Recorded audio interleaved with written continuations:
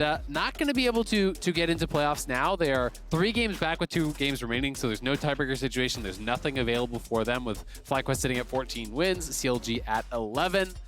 So and TSM looking to lock first. So that means CLG win. Yeah. Guaranteed. Congratulations. It feels like definitely a game that might haunt TSM if the results for the definitely a fat dub. Less predicted way. Draft already underway, by the way. Quickly recap: Renekton, Syndra, Viego on the CLG ban squad. TF, Aurelia, Lee Sin, and then Zhao, who's been giving away a bit more than usual, which is ever versus never if you're playing at home. But TSM respond with Olaf and Kalista. Yep, going to be letting that through. As you say, it's been coming out more. People are more willing to actually trade it for Diana. Some teams are really having a high prio on Olaf as well, so feeling comfortable to actually make that trade as another option. The ban on TF makes sense. Damonte had a good game on it. All the highlights of Damonte being proactive that we just watched on the desk, guess what? He was playing TS, so take that away. Take away CLG's ability to play heavily towards those side lanes.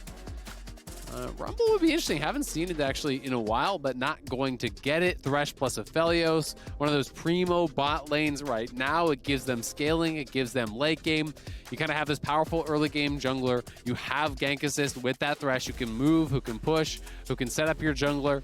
Can be a pretty nice setup, and I'm going to be curious to see if support gets picked here or if TSM want to go for one of their solo lanes and then kind of ban to protect it. I think that can always be a pretty strong strategy, especially when Thresh is already gone. I honestly feel like you don't really care which engaged support you get. It's like you could have Leona or Nautilus or Alistar. Who cares? They're all kind of the same. Yeah.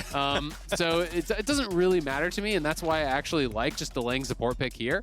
If Orianna is what you feel is going to pair best, because let's be honest, we are assuming there's going to be an engaged support alongside the Kalista, right? So what control mage will work best with hard engaged support? Well, Orianna. PowerOfEvil is also very comfortable on it. So you pick it here, you ban out the champions that he's not comfortable playing against, and you set yourself up for a winning composition here, very, very well in the draft. And I like that foresight, because I think too many people are actually highly prioritizing this kind of jumble of engaged supports that are basically all the same champion. Yeah, true. So I like where TSM are going. Definitely Coach Bjergsen knows how to do this. Yes, I will pick Orianna and ban 2 mid laners in phase 2. Knows how to pick Orianna. Yep. That's a winning combo right there for PoE. All right, well, there's LeBlanc banned away for TSM to continue that trend. Jace going to be banned on the other side. Looks like some solo lane / top lane attention being given.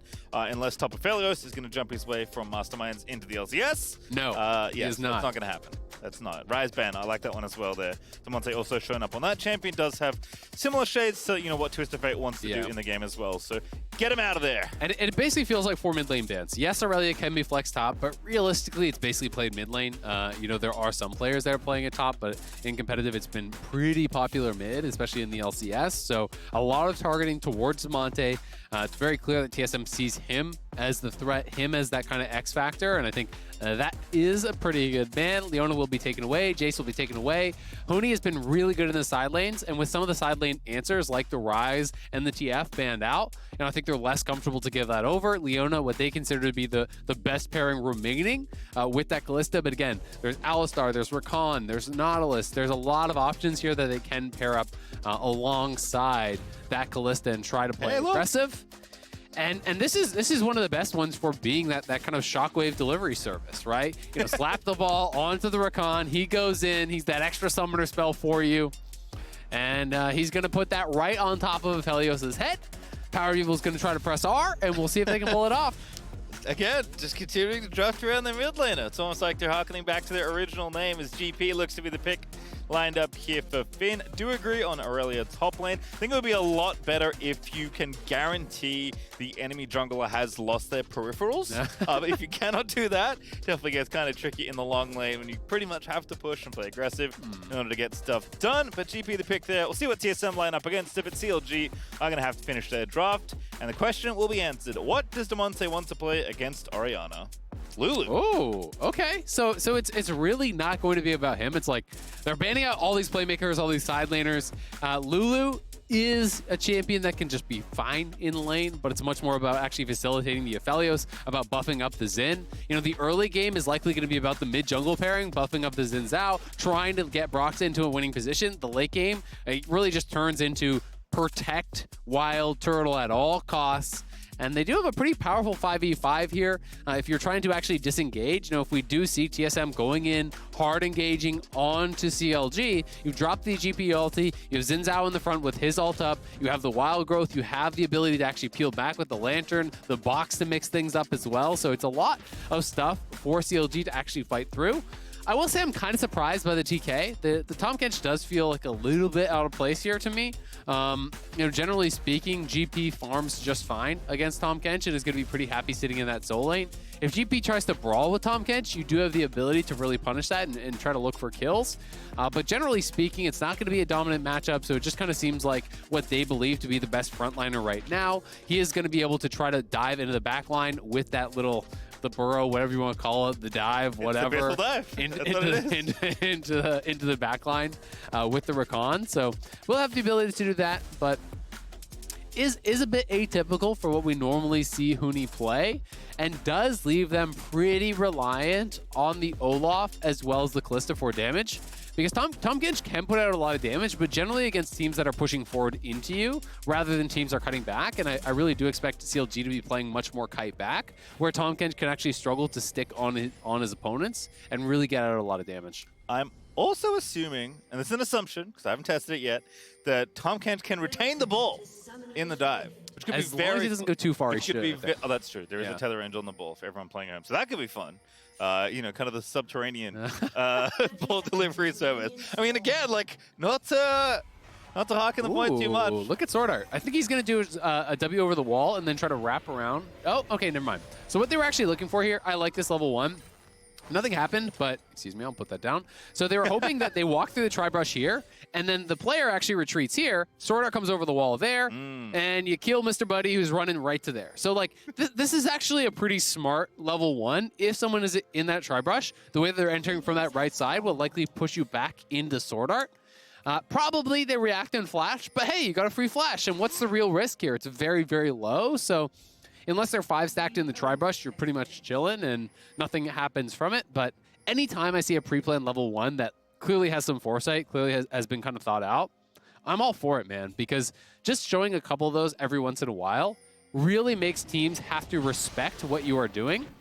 There are some teams that get taken advantage of because all they do is line of scrimmage, or all they do is the same level 1 invade on one side of the map, and teams can actually learn these tendencies and set up defensive 5 stacks or set up aggressive invades that can really punish. So mixing it up, always a plus. Yeah, I think doing your homework is something that maybe not enough teams do. Yeah. And you can definitely get advantages at level 1 just by understanding what your opponent typically do and finding a counter to it. Were we the ones that cast like back-to-back days of people like 4-manning up through a choke and there just happened to be no one there? And I'm like, well, I guess they've done their homework because this team apparently never stands here. Yeah, very well might have been us. And I mean, pro tip, it's pretty easy to actually study level 1s. Literally open up every VOD of a team, screenshot the minimap at level 1, and then compare. Yep. Like that's it. That's all it takes. It's not really that difficult. It's one of the least time-intensive bits of prep that you can actually do for an opponent. It is. And now, next time we see that one, you know what we'll see? We'll see the 5-stack in the tri-brush to punish the potential play, which is when it gets really fun. It's Finn here on the top side, bouncing the barrels alongside Huni. Huni is going to have not a very fun time in the early levels, but should be just fine as things move on. I will point out, Gangplank is actually someone that builds Serpent's Fang quite a lot, and that will get a lot of mileage here in this game, and especially in this matchup. Yeah, Tahm Kench, not one of the best last hitters under tower. You don't have enough damage to actually one-auto the range minions after they get hit by tower, and generally this makes it rough. I mean, he's getting hit by every barrel, every Q. Kind of getting pounded right now. SwordArt could be in some trouble, but should have the jump back, and they're looking for the punish. I mean, Finn is doing really well. He's very far up, but if he walks up to this wave and gets W'd on here by Huni, I think he's dead. There's a W, good flash, but now Spica's up here, finds the axe. And now the barrel's here. Huni's just got to not die, which is harder than it looks, but the barrel's going to be there. The thick skin is up, and that is first blood over as Damonte is charging in, but it's a Lulu! The Lulu man trying to get it done! Flashing in, looking for second blood, and there's the double for Spica! Of course it is Spica. This man has been on a mission. And the perfectly timed comment there. Oh, the poor CLG fan on Reddit realizing his doom as soon as Spica picked the Olaf, and here it is. Finn playing this out so aggressively. I don't know if he actually had a trinket ward available or if he, you know, just didn't use it or if it was dropped early and then expired. But either way, when you're pushing like this, you will get chased down. It was an appropriate flash. He had to do that. But by the time Damonte arrives, you just don't have the damage. And then the anticipation there from Huni, actually flashing the Glitter Lance. I'm not sure Damonte would have had the damage to kill him. Actually, he maybe had the gray health. It would have been close. But without that landing, for sure, you do not kill him. So it's a nice flash there from Huni. Spica's going to get way ahead. It's not actually going to help Huni really in the 1v1 because he just got a couple assists and he's still down farm. So the one thing that it will do is if you can actually prevent GP from getting Sheen on his first base, the lane is so much more manageable. Like, every top laner knows if GP gets a free Sheen base his first time back, the lane is just not fun. Like, you are just going to get queued over and over. It's going to do so much damage. So at the very least, the Cull makes that a lot less threatening, and Huni will hopefully, for him, be able to get to a place where he can kind of withstand that onslaught. Yeah, pretty much. Couldn't have asked for a better start to the game, though, if you are Spica's Olaf. So feeling good. Also, remember, Damonte lost TP for that play and got himself killed, so PowerOfEvil's going to also be happy with that situation. That wave sucks for Huni, though. Like, that is pretty awkward. There are so many minions that there's no shot Finn actually holds like a permafreeze, but Huni will likely have to take damage to push it in, and you always have that little bit of nerves that, ooh, what if Zin's here? So that is why we are seeing TSM move up, and with the stacking wave, they're actually going to try to turn this into a dive. You can see Orianna moving up. Rakan is coming from base as well. They are trying to look for this aggressive play. It does not actually pan out because Broxah was there. But hey, at the very least, you cover Huni on the push, and at the most, you kill a GP with the stacked wave who has no teleport, and he wants to leave the game. Yeah. So, you know, the risk versus reward, pretty good there. Yeah, not bad. Really nice coverage there from TSM. Even SwordArt roaming up to make that play, and PoE had plenty of time. Pretty free for him. Remember, he can come back to this lane at any point with the teleport, so he can play pretty loose as far as his lane initiative goes. And of course, he's PowerOfEvil, so he's going to want to farm every minion and push in every wave because, hey, he likes to be gold efficient. Now level 6 as well. Lulu's not too far behind, but PoE feeling good about how this game is developed thanks to Damonte's unfortunate TP. Absolutely. I mean, that is something that we didn't even really talk about with it is the fact that when your opponent mid lane TP's top and you actually get a free reset, you fully push in the wave, you are going to be up farm, you're going to be sitting in such a comfortable position, even if something goes bad in the laning phase after that, which is unlikely, he's going to have TP available. And it also really heavily limits the playmaking for CLG. You know, if you try to get some sort of a counterplay and kill Tahm Kench, not only will it take you a really long time to actually kill him off, there's the ability for PowerOfEvil to TP in, to make something happen. So TSM kind of has run of the map right now, and they'll use it to take a very early dragon here, pre-7 minutes, get that Infernal. The soul is either going to be Cloud or Ocean. Both are honestly, I think, quite good for this team comp.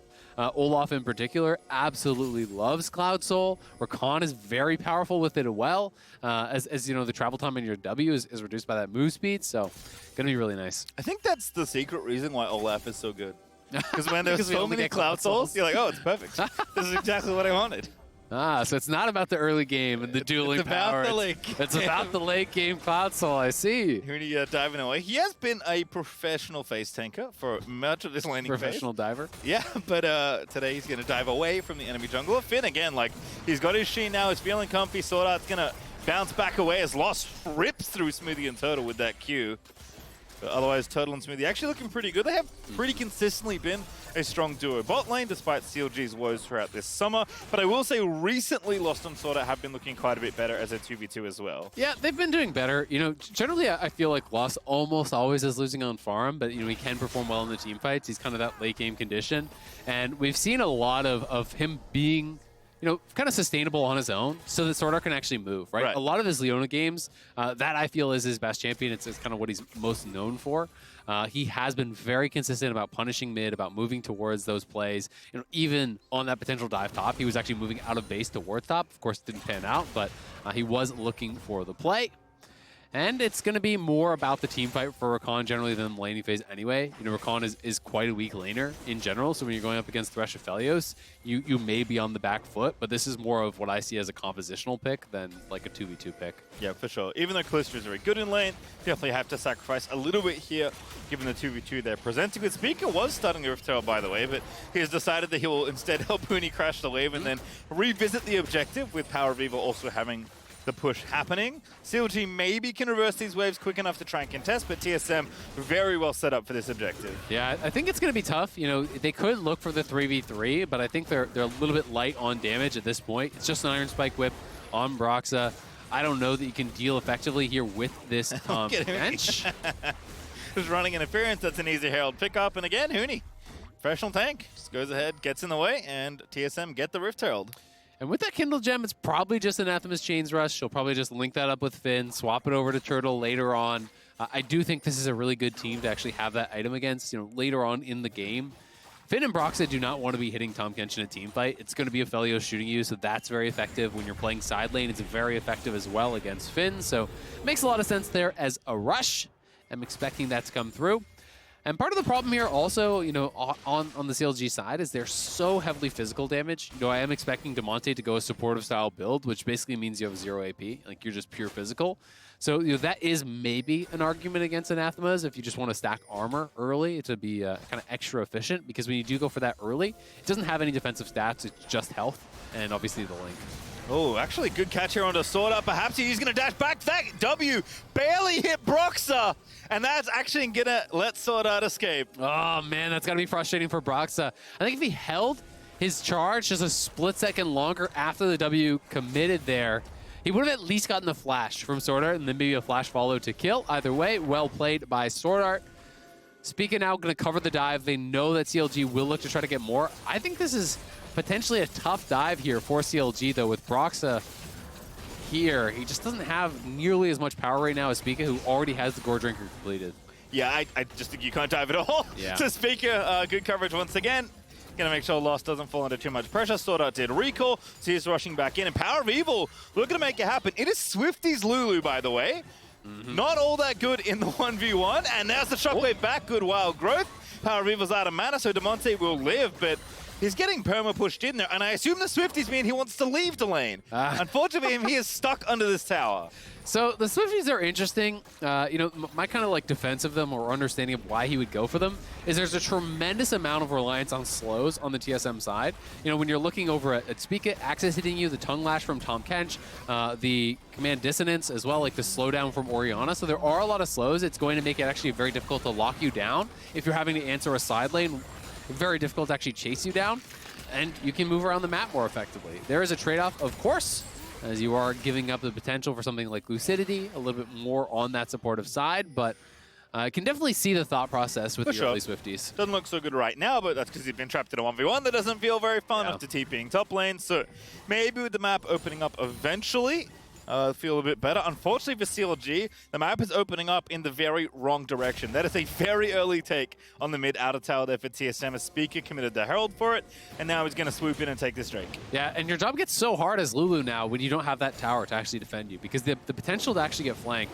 You know, the reason that people talk so much about mid lane turret being so important is with this area gone, all of a sudden, you know, these angles coming in from wraparound ganks become so dangerous. And you're trying to play like in this sort of area, collecting farm, and you just can't really safely do that. You know, PowerOfEvil is going to perma push you in. He has this bastion of safety, so there's not as much of an ability to actually turn around and play. And it's going to allow TSM to now just move into the jungle, take away the Raptors. And anytime they're playing in your jungle, you do not get to move out towards mid lane to actually collect that wave anymore. And it is Olaf Rift once again. Oh, Lost actually going to get gravity gunned up. There's a good ult from Finn. Smoothie with the follow-up, and Lost is going to fall here. Yes, just barely. And then the SwordArt still Fates calls through. Shockwave is good, but Smoothie getting low. Not dead just yet, though, as there's Huni going in. PowerOfEvil picks up one. Huni forcing a flash on the other side, as they will trade 1 for 1. Yeah, it's a trade back and forth there. It was a great Shockwave from PowerOfEvil as he did arrive. TSM trying to push in, trying to actually look for a bit more here. But Finn is getting something on top side, so we'll have to see how many plates he does get. True damage plus Sheen, good combo here for actually knocking down turrets, turns out.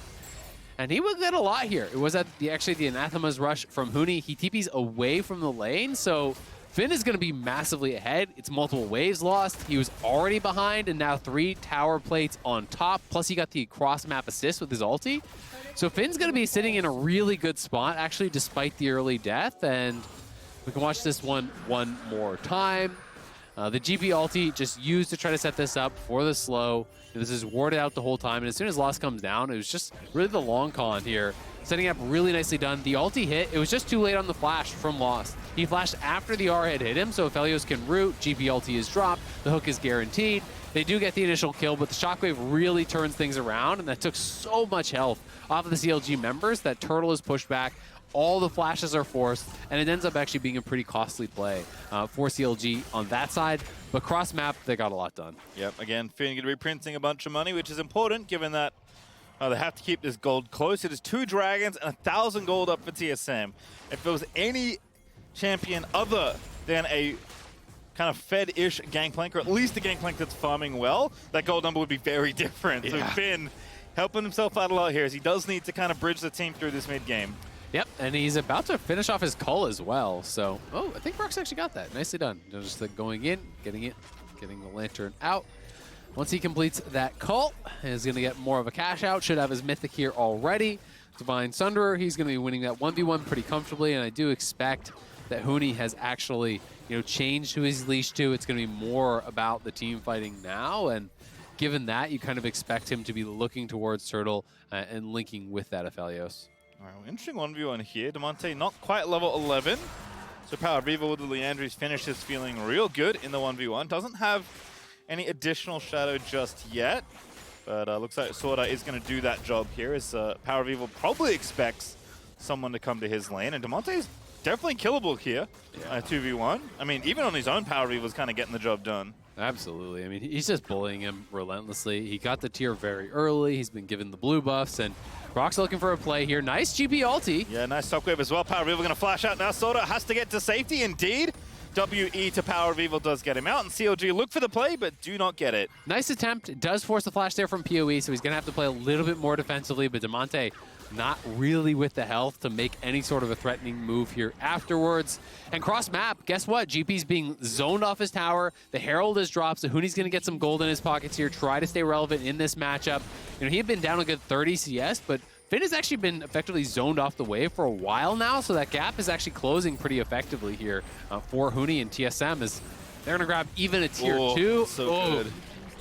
Again, worth more gold, so big boost to TSM's coffers there, up 2,300 gold. CLG going to look to equalize a bit and take out this tower, so they'll cut that lead down by maybe about 1,000 here as the dust settles, but still looking good for TSM as they're approaching that 2K lead and continuing to bolster that early game. Absolutely. And the critical thing is they haven't dropped any dragons yet, right? They're moving towards that 3rd dragon. They're up in gold and they're up in dragons. And that just generally means you're outplaying your opponents pretty hard. Usually in a very evenly matched game, it's a trade. One team is kind of meant to get Herald. One team is trying to control topside, take plates. They're up in gold. Then being up in gold and down on dragons, you challenge the 3rd Drake. You try to stop them there. TSM kind of got both, right? They got the Heralds, they got the Dragons, they're up in gold, they're winning lanes, they've taken early towers. So TSM definitely outplaying in the early minutes here against CLG. And if they can grab this next Dragon at 17 minutes, they're going to be threatening a soul around 22, 23, which is pretty rough. Because as much as you have a lot of peel, like a souped up Olaf he's going to have his Nikes on, he's got the Ocean Soul, he pops the Ragnarok, you are not peeling that man off the Aphelios, except with maybe a lantern. CLG are actually just giving it up. They're going to try and get some gold here in the top lane. Finn already took the top lane outer alongside Damonte. Huni here to scoop up the wave, but PowerOfEvil already took an outer in bottom side, so call that even as far as gold goes. And that Dragon stack continues. The Spica is going to finish off that soul, that 3rd Drake, and that soul is very close. It is. Hunting for that 23-minute soul. We'll see if they're going to be able to grab it here. Spica just taking over the jungle.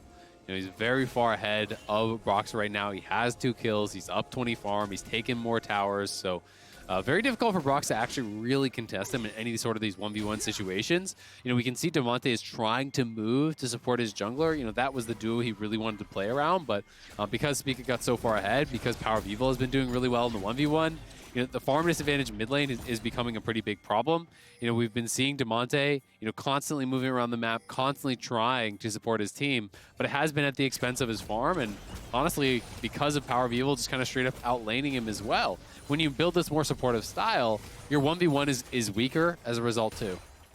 And PowerOfEvil definitely made his presence felt in those lanes. TSM, though, now busy fending off the incoming 4v2 here in mid, but CLG unfortunately cannot stick around too long here. In fact, SwordArt even off to the side, potentially threatening a player alongside the Orianna, but CLG popped the battle song and run away. Definitely stuck in a very small map for themselves. You pointed out already with, you know, what access you get with mid lane, where the mid lane has to play a lot safer. The arrows you drew conveniently were basically from the 2 different objective pits into the mid lane, which kind of demonstrates the other thing that having that mid outer does for you. Gives you so much access to the objectives that both teams want. I mean, one of the easiest ways, I think, to get insight into kind of who's controlling the game is deep vision, you know, and really the only cross-map ward that there is for CLG is this one up here. You know, TSM has one ward here. They have this kind of line of vision here. They've been clearing out pink. They've been constantly pushing and invading. And as a result, they've been kind of controlling both sides of the map largely, which is making it very difficult for CLG to move out. I mean, look at how Finn is playing, right? You know, he doesn't feel safe down there. They've kind of lost control over some of that pathing, and with TSM showing top, Broxah could be in trouble too. Oh, nice little dive there. Broxah's going to be forced to ulti. Now got a flash out of the way. Does get to safety. But TSM continuing to take over different parts of the map. That is blue buff now over to Spica. He's even taking the Grump out as well. The man is power jungling in the enemy jungle at 20 minutes. Yep, he's going to farm it all. It's all his jungle now. Finn, good shockwave there from PoE. Oh, you're in trouble. A little bit more damage. W's not enough. Flash Q, do it. Oh, nice flash from Finn. PowerOfEvil, though, holds on to his summoner. Yep, going to be able to hold on to that flash, forcing out there from Finn. Nicely done from PowerOfEvil. It is the Serpent's Fang, which I think is very effective when you're looking at Sterix, when you're looking at Shield Bow, Rakan shielding, Tahm, Kench, Gray Health, the shield from Orianna. Like, this is a high-value purchase, but you are squishy. And as a result, he's going to have to be pretty careful here against PoE, not having the flash on Broxah, not having the flash on Finn for this next dragon fight that is going to be the sole fight is very concerning. The armor starting to come through for Huni as well. He's got the tabbies, he's got the bramble, and second item done now for PowerOfEvil. So TSM is really going to be ready to go. Spica has been a monster so far this game, and he's got his 2 items completed. And man, it's going to be tough. It's going to be really tough for CLG to actually win out in this fight. It pretty much needs to be a perfect disengage on the initial attempt from TSM. And if you can kind of kite back, avoid the Orianna shockwave, then maybe this Lulu buffed up Aphelios can get something done. And it's assuming you even like get close to get some vision as Spica is actually going to pull the trigger on the fight at SwordArt, trying to make it happen. Finn, though, going to be caught around the side. No flash from earlier, and that's an easy cleanup for the Olaf. And they're TPing in, but it's a 5v4, and TSM didn't really commit that much. They still have the shockwave. They still have this Kalista ulti as well to send him in. Huni, yes! There we go! There's the shockwave off the dive! Spica's on a rampage. He takes down one. Orianna is going to grab the second. It's just delivery systems galore. Call the post office as Huni's chasing down Damonte. It's the Kench wave, the frog wave coming through. Huni and PowerOfEvil teaming up. They make the combo happen there. And TSM, not only do they kill them off here, they're going to get Baron and still have time to probably get back and look for the soul as well. They are slamming CLG here, looking to secure top spot in the LCS regular season. Win number 30 on the horizon for the regular season across the year, of course. Thumbs up across the board as the Red Bull Baron buff is claimed. And we'll watch this one again. It's just delightful. Yep, no vision. This is again the problem here. Instantly going in on Finn. Remember, they know he has no flash because that has been forced out. So it's an easy chase down there. Plus the GP ulti is committed. We know that they can look for the re-engage. And honestly, it's just about Huni here. Linked up, W's in, right on top. Multiple members knocked up. The Aphelios gets caught, not able to flash it. Didn't see it coming, and he gets deleted. TSM get everything. They took the Baron. They're getting the soul. This game is over, CLG fans. Yep. TSM just looking to put the finishing touches. That will be the Cloud Soul finished up as expected. TSM still with 2 minutes left on this Baron to play with. And plenty of towers to knock down as well. Huni, no TP, is just pushing top lane. He doesn't care. Yeah, I mean, they like their odds in the 4v5 probably at this point. I just think Olaf is going to be such a menace. He almost has the GA.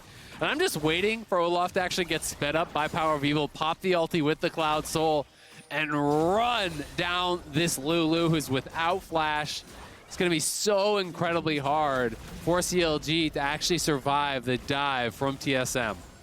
SwordArt taking some damage, but Not too much. Just a bit of GP poke there. Make it 2 towers dead here in the mid and bottom side. Huni working on sinking those waves into the top side of the map, as well as TSM are assaulting CLG's inhibitors. In fact, Spica down there alongside the Tahm. Can't just Huni's going to dive away. Does get some damage done to that tower. But TSM have plenty of time still to claim at least one of these inhibitors plus their tower, you have to think. Yeah, absolutely. And it's taking 3 members there from CLG to just answer the 2. They still have Lost pushing mid lane, so CLG trying to hard engage. Broxah popping the ulti. Huni pretty tanky, but how tanky is tanky? Not tanky enough! Kench is going to fall as Turtle's going to get that kill, but it will cost them the bottom side inhib. 007 Huni going down, ruining the score. It's a tragedy, but they do get the inhibitor in the trade. They're pushing mid, they're pushing top. Baron minions being escorted in, and they can still threaten a dive here with SwordArt looking for the wraparound with that key GP as well as Zhao ultimates down. They are not really that worried. Oh, Broxah! That almost kills him. Nice shockwave again from PowerOfEvil. He's just so fed, man. That didn't have item 3. Smoothie ate 1 QW combo, and his life bar disappeared before my eyes as TSM, 20 seconds left on the Baron, are going to bust through mid. And Ragnarok away. Cloudstone to the rescue. Oh, gravity, not enough. Turtle, I think maybe he was running out of range. I don't remember if Gravity Gun has a range limit at all. PoE is even going to TP back, finish off the Seraphs, and try and finish off this hit nib. Looks like they're not going to get it, but TSM will be very happy with that Baron. Yeah, they really extended the gold lead a lot here. Win about plus 4,000 during that Red Bull Baron. Going to be heading back to base, spending up the gold, completing these additional items, and getting prepared to just close out the game. I mean, Spica should definitely have GA gold. We'll see how much Lost has on top. We already see the Seraphs has completed for PowerOfEvil. He grabbed a stopwatch on top of that. Yeah, Spica finishes GA and buys another stopwatch, so you're really just not at risk. And with that big of a gold lead, with those luxury items coming through, you can afford to just kind of dive with reckless abandon here and look to close this game out. Now, Huni at it again. Top side is getting the way pushing. Does have teleport this time. Rageblade also done for Lost, so 3 items finished for the Kalista. Wait a second. All right. TSM on top of the LCS, perhaps, but it's going to be a while. Now that's a statement that I feel like we can all get behind. Spica has been smurfing. He's been smurfing hard. I think closer fans will be quick to put up their finger. Too. Blabber fans, maybe less likely this split. I think Spica, it's less controversial to say, you know, has had a better split. He has been really showing how good he is. I think he's been the standout player for TSM this year, and this is a guy who has been improving by leaps and bounds. He's a very young player. Defending LCS champion. Spica, not yet, I guess. Not from last one, but the one before. Yeah. Looking to make the run back there. Spica, the only member of that team, I think is what I was trying to get to. As once again, Broxah going to try and make it happen, but TSM too far ahead. Hit him with the sacks of money. Huni seemingly not dying there as SwordArt is going to dash back in. In fact, Huni, his hubris will cost him. Turtle finds the kills. They do get the inhib. Great flash out of Turtle as well for the incoming shockwave, and Turtle's not done. Chucking the chakrams in towards Lost as PowerOfEvil is going to slow them down, and TSM re-engage perhaps. SwordArt, no ulti, dodges the hook, goes back in. Smoothie the target. That should be an easy pickup, but he flashes out of the way. The ignite is there. Fate's call is enough as Spica chucks the axe in to finish off that kill, and TSM, you know, Huni making it interesting at the end of the game, but Turtle is going to get crushed by the rest of TSM thanks to SwordArt's engage, and they look to finish this game. Yeah, the Nexus turret already down to about 1 hit. SwordArt is dancing in their faces, and Spica still has his ulti, and PowerOfEvil almost has his again. It's going to be such a tough hold. I don't think CLG can do it. All right, well, TSM. Shockwave's available. 1 tower left, TP back through for Huni, who has found himself alive once more. And TSM just going to barrel through this. I mean, CLG just don't have enough gold, don't have enough people, don't have enough nothing to try and defend this push. PoE will go unstoppable. The B will be flown up. The double hook comes out for PoE. Everyone's yeeting into the fountain out of TSM. And they're going to try and maybe grab the aces. Huni will not get himself killed because TSM will take down the Nexus. TSM securing first place here in summer. So well done from them, making it look easy against CLG. The early game plays here, I think from Spica in particular, were very, very good, and TSM did a great job of taking over enemy territory PowerOfEvil punishing the roam early from Damonte so heavily, getting so far ahead, honestly, on this Orianna, and just really looking like he was in his comfort zone start to finish. Like, this guy from ahead on control mages, it's a done deal. I'm pretty sure off the top of my head that that's PowerOfEvil's most played champion of his career. Like, I would be shocked think if it was so. anything It's like else. most people's Orianna. It's definitely Jensen's. I'm pretty sure it's Bjergsen's. He's played a lot of Syndra. Yeah. But yeah, I mean, obviously, I think a really smart spot where they took it in the draft, as you highlighted. Yeah. Basically built around it in phase 2. And as soon as that top play didn't work out for CLG, the game felt like TSM couldn't lose. Absolutely. I mean, they lost a little bit of laning power with Rakan versus maybe what the Leona would have given them, but like, who cares? You know, probably Orianna would have been banned out, Azir or something would have been banned out, and then maybe you're put into a control mage that doesn't fit the composition as well. So I thought the draft was really smart from TSM. The play was really good, and they just absolutely ran over CLG. It looked like first versus 10th, and that's what it was. Certainly was, and it will stay that way as TSM do lock up first. We're heading into a break, but on the other side, Tigris is going to be talking